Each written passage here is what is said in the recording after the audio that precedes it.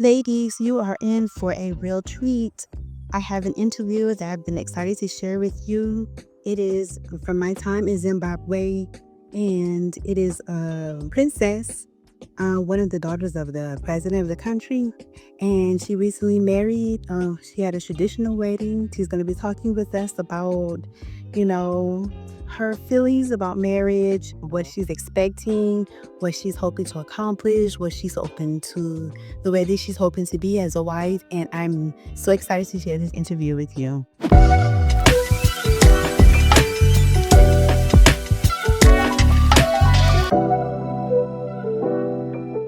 So I have with me today Miss Terry Rowe, and she is newly Miss Ghanera. Yes. Make sure I get that name right, get it right. Yes. And show the ring. Here we go. Okay. Thank you for sitting down with me and talking. It's really just a brief conversation that we're having right now about becoming a wife. Yes. So my first question I have for you is, did you dream about becoming a wife? Like, was it something that you've been dreaming ever since you were like, every woman, she's kind of, oh, my marriage is going to be, my wedding's going to be like, I'm going to wear this. And we dream of the wedding, I think. But for you, did you, was that something you aspired to? Well, yeah, I think I dreamed more of being a bride than a wife. I think a lot of people think about the wedding day, what you're going to wear, all of that. And not a lot of people, at least from a young age, you dream about the bride, being a bride at the wedding, and not necessarily life after the honeymoon, and becoming a wife and being a wife. I think it was a longer period where I dreamt about being a bride than being a wife. And only the past couple of years where I've been more intentional in praying and realizing that the person in the list that you make, you need to be a person who, the list that you write, you need to be the person who this person has all these qualities, wants to be with. So it was in a focus of what does it look like to be a person who this list can walk with and be a companion to. Sounds great. So, are you an only child, or are there more of you? I'm not an only child. Okay. I am between my mom and my dad. I'm the last girl. There's 5 of us and a boy. Girls, all girls. All girls. So it's six altogether. 5 girls and a boy. The boy's the youngest, and I'm the youngest girl. So, are your other sisters married? Your brother? Anyone else married other than you? Yes. Everyone is married. One is divorced, but everyone has been married. I was the last one to be married. My brother's younger than me, but he got married about 5-6 years ago.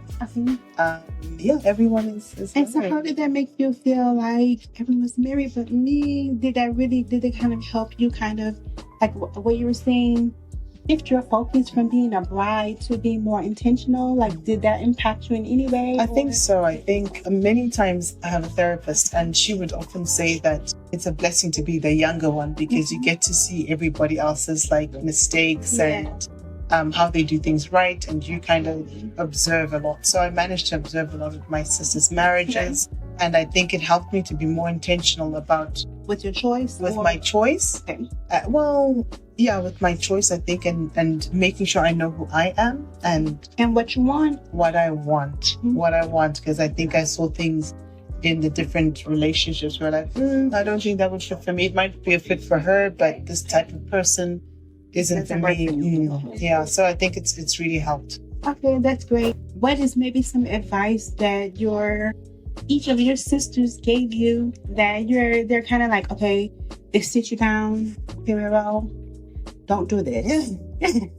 Or don't do that. Yeah, I know. Like, is there any advice that your sisters gave you that they were like, okay, you're going to do better than me if you be mindful of this? Like, is there any advice? I'm sure they had advice. A lot. Unsolicited advice. You probably was in sessions every week. Yes. So give us some, helpful advice for other women. Yeah. I think constructive advice that was given. Yes. Was just to be honest with yourself. I think to know what in your person, like the worst parts of them, and to decide within yourself if this person doesn't get any better, is this something you can live with? Obviously we all want to go from glory to glory, but if that doesn't happen, is this something that you're going to live with? Are you content like that? Or are you sufficient in terms of the other person? Yes, so in terms of like if there's a character trait that might irk me, that doesn't change, can I maintain that? Because many relationships, I think, they walk in thinking that they're going to change a person. Exactly. And then when it doesn't happen, they're kind of disappointed. Yeah, exactly. So it's like to be satisfied with what you have. Exactly. Even if it doesn't change. Okay. Yes. That's really good advice. Yeah. I think it wasn't actually advice. I think it's something that I saw necessarily. And I was like, okay. Observed. And I'm like, yeah. And I think in terms of advice, it's been a lot.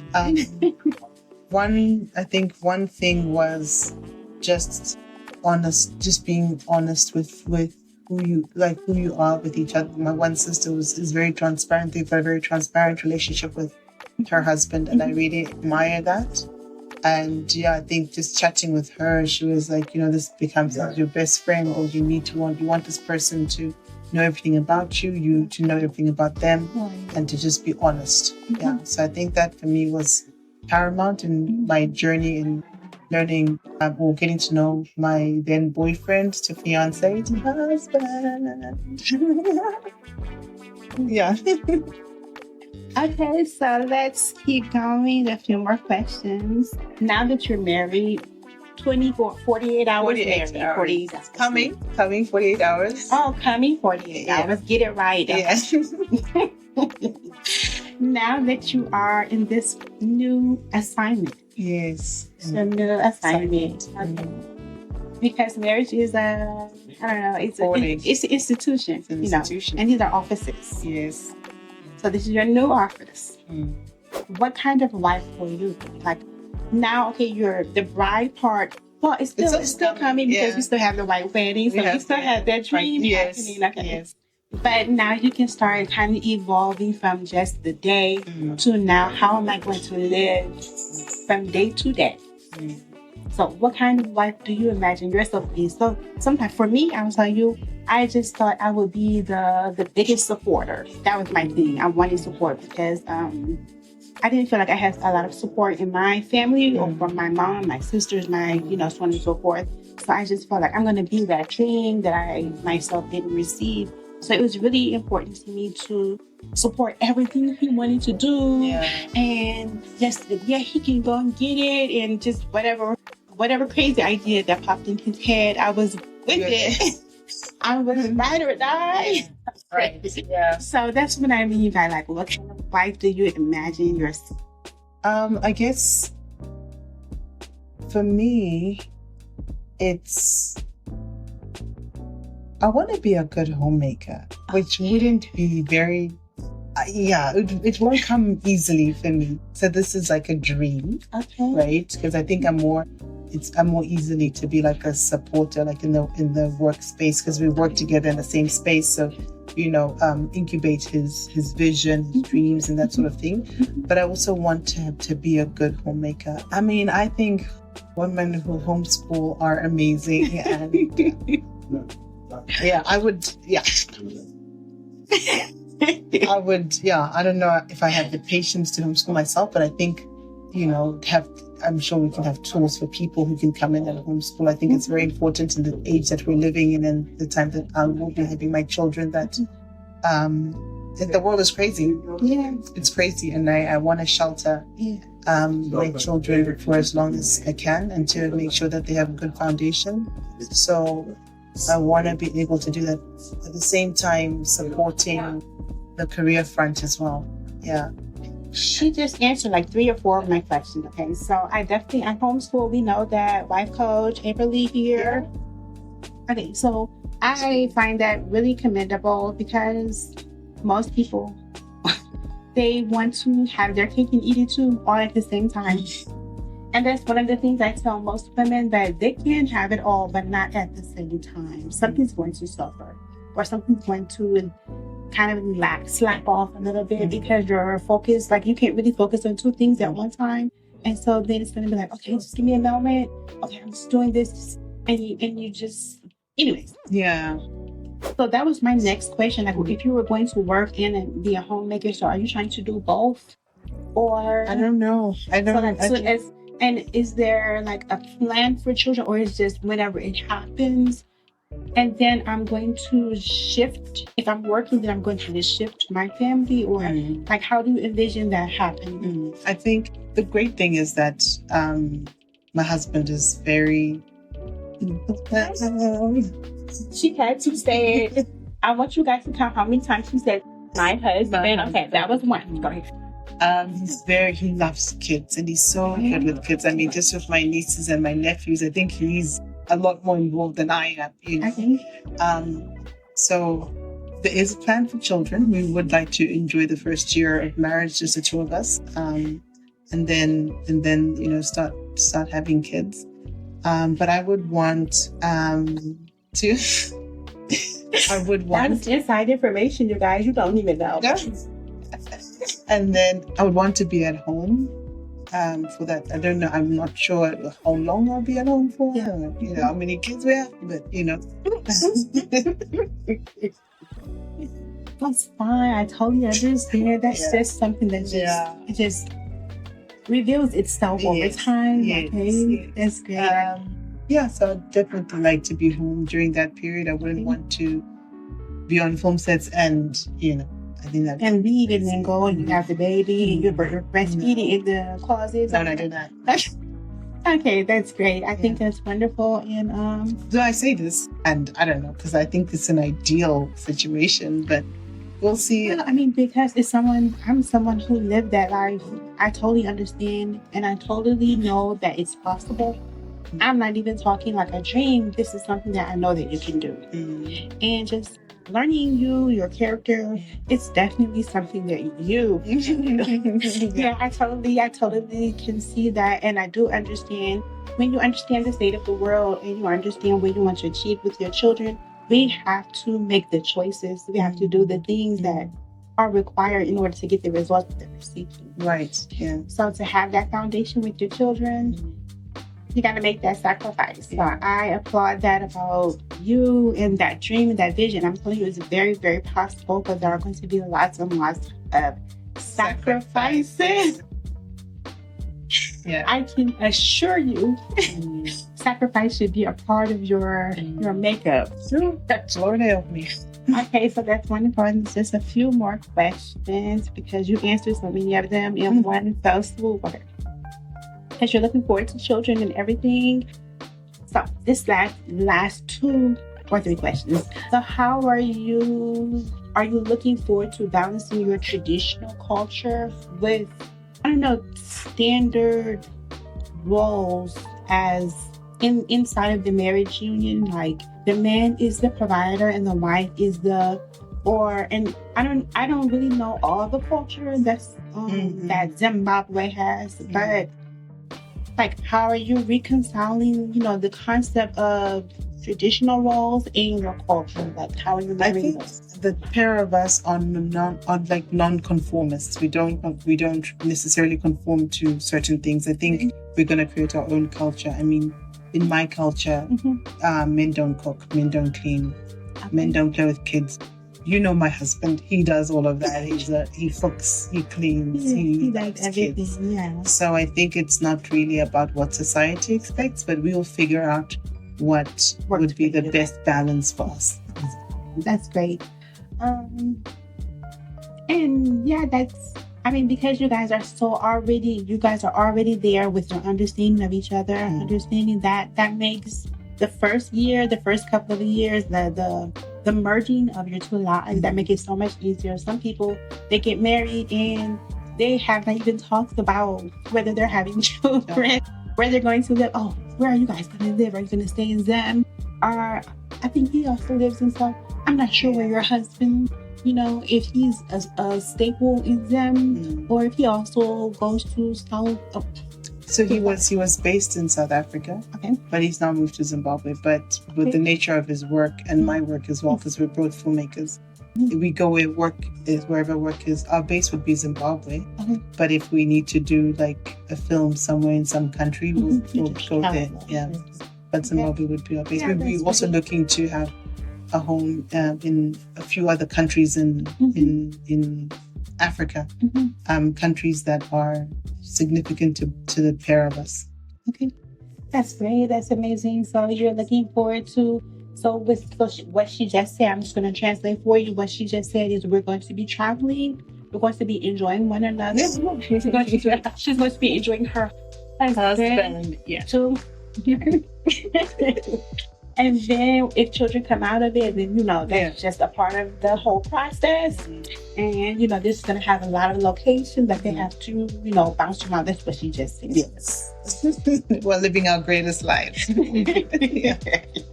I was just, breaking it down for everybody. Okay, so the last two questions. Okay, what was the most surprising thing that happened during your journey from singlehood to wifedom?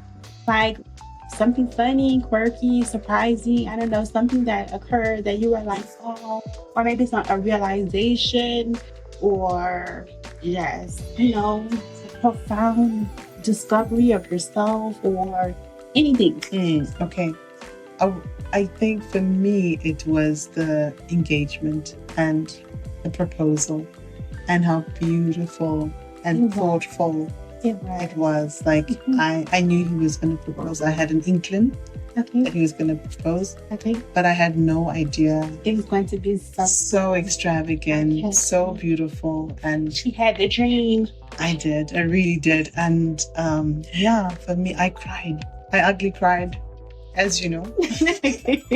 So that was the thing, surprise for me, because I had this image in my mind that I'd be so perfect. I would know how to handle myself. I did not at all imagine an ugly cry, but it came. That's fine. So I'm going to tell you guys, she absolutely did. But she said, "You better not propose to me if my nails are not done." Period. Yeah. Okay. That was like mandatory. Okay. Yeah. Yes, exactly. So were your nails done? Yes. Yes. He was like, made sure your nails were done. He's like, "Oh, I've just groomed my nails." Because what he did is he said that I'm going to take you away for your birthday, because my birthday was on a Tuesday and we went to it the weekend. And he proposed during the weekend, and he said, "Oh, I just got my nails done. I just groomed a bit, so maybe you should do the same thing." And I was like, "I got you." That was kind of your signal, right? Okay. I was like, "Okay, it's about to happen." Okay. Yeah. But at some point, you started to doubt that he was going to really propose. No, I knew that he was going to propose that weekend, but I didn't know, because I would think, "Oh, is it going to happen now? Is it going to happen now?" Oh, the constant anticipation. Yes. Okay. But I knew it was happening that weekend. So you're going to clarify for us ladies, why did you have to know? Why couldn't you just relax and just let things flow, Miss Ma'am? Why couldn't you just be like, whatever happens, happens? Why did you have to know every moment? I didn't know. It's not that I had to know. It's just I'm very intuitive. The Holy Spirit tells me things. So now you're going to blame the Holy Spirit. Okay, so that's great. And I love, she literally called me. They were at their table after he proposed, and they had all this beautiful. And she called me on WhatsApp, and she was just showing me, "Will you marry me?" I'm like, "Who is asking me to marry you?" I'm like, "What is happening right now?" And so then finally she turns the phone to her face, and I'm like, So it was very beautiful. The setting, everything was amazing. So I can attest that it was just an amazing proposal. Thank you. Congratulations. That is so wonderful. So my last question for you. When things get tough, because they do, inevitably, what is a 90-second kind of message in the bottle that you leave for yourself, your future self? What is the message you're going to give to Rero in the future, things are tough, tell her, girl, what? What are you telling Terero how to manage in this tough time? Talk to yourself, girl. Sure. Okay. All right. For this man, you prayed. For this man, God answered. For this man, you waited. And it's so much bigger than just you and him. You have a destiny, you have a calling. Trust the God, trust the Lord as God. Trust the process. Yeah, trust the process. I love that. I love that so much. I got goosebumps. That you prayed for him and God sent him.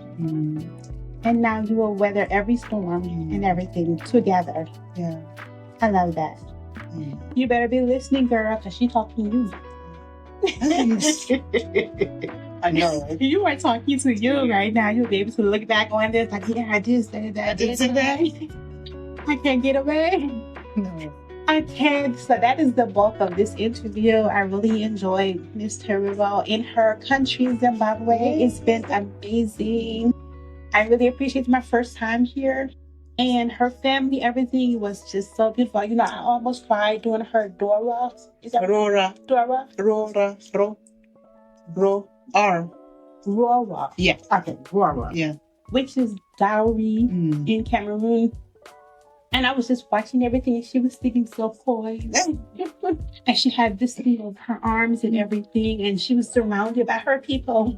And I was just watching everything, and my eyes were watering, and I was like, girl, you better not cry. You better, these people don't even know you. If you let one tear drop. I was really coaching myself to not cry. Yeah. You did a good I job. really appreciated being there and witnessing it all. I had not ever experienced anything like it. Even now, I could just imagine and start crying.